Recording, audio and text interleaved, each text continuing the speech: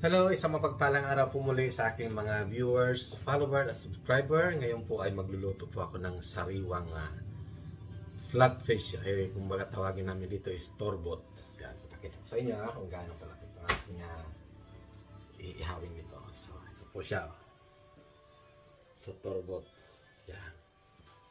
Aking i-grill lang po ito. Yan. So, yan po. Yung aking flatfish, so tawagin namin torbot. So ito ay napakamahal na isda dito sa amin sa Scotland. So lalagyan ko lang siya ng olive oil para hindi siya didikit doon sa aking tray. So ilalagay ko lang ito sa oven, i-grill ko lang. So on that side.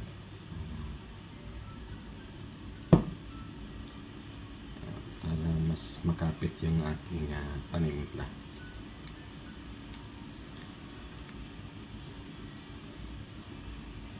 So, please like and share.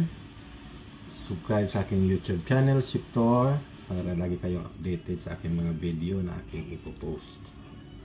So, sa bawat subscribe nyo po, kayo po ay nakakatulong sa aking layuning, makatulong sa kapwa. Dahil po aking pension sa aking pag-vlog, ito po ay charity, hindi po for sa aking sarili. So, ito po ay kawang-gawa. So, ako po yung nagpapasalamat sa patuloy na sa inyong pagsuporta at pag-follow sa aking YouTube channel. So, gagawin siya ng salt and pepper.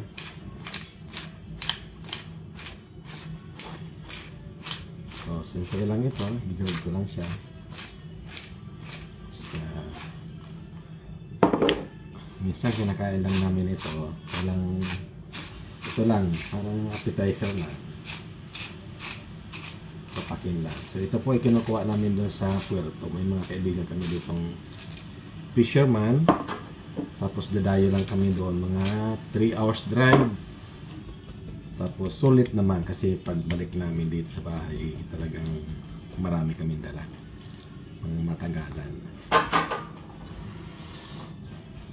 So, swerte at ako'y pinagpala at mayroon kami mga kaibigang fisherman na nagbibigay sa amin ng pang-ulam dito. Libre pa.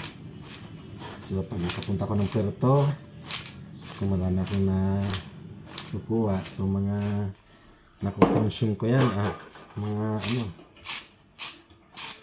3 to 4 months. Nandyan na sa freezer. So, bumili ako ng isang freezer. So, dalawa na yung aking freezer. Para marami akong stock. So, sari-saring isda na kukuha ko doon. Mamahaling isda. So, iniipon ko lang sa aking freezer. So, ayan na siya. Oh. Ayan. Ayan sa marinate. So, ilalagay ko lang siya sa grill.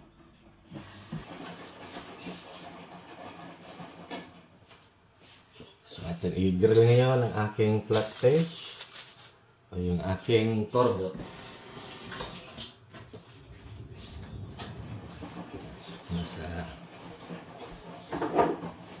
Dagdagan ko pa siya ng black pepper bago ko isa lang. So may lalagyan ko ng fresh lemon yan pag inaluto na.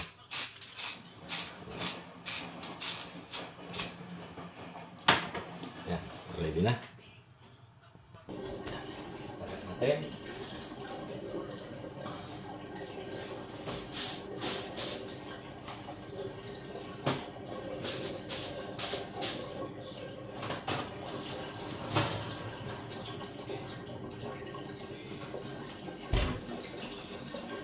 Tingnan natin ang aking grilled fish. Ito-turn natin siya. Oh. Look at this. Oh. Ang ganda ng kulay. Oh. So, palitan lang natin siya.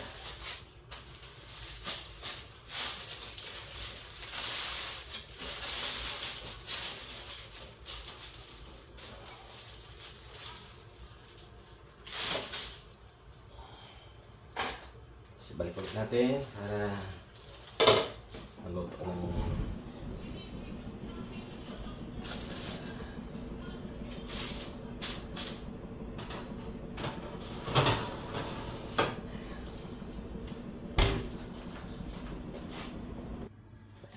natin yung ating fish. Ready na to.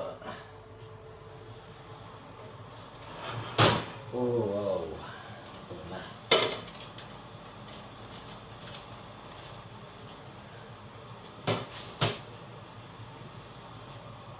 So, ayan. Tingnan yung aking fish. Oh, masarap nito. Bigyan ko ng lemon ito. So, lagyan natin sa plate. So, tignan nyo guys, hindi dumikit to. Okay.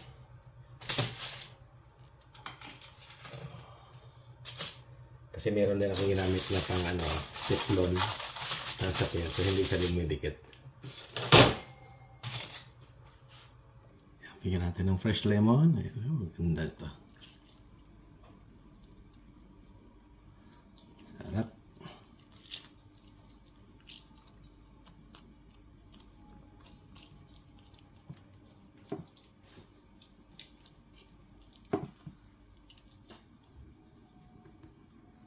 Oh, sarap nito. Oh, look at this.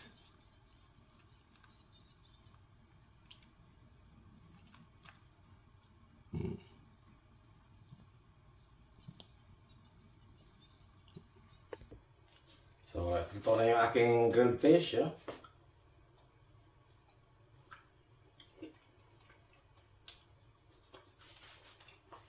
Sarap. So, thank you po sa inyong panonood. Sa sunod muli. God bless.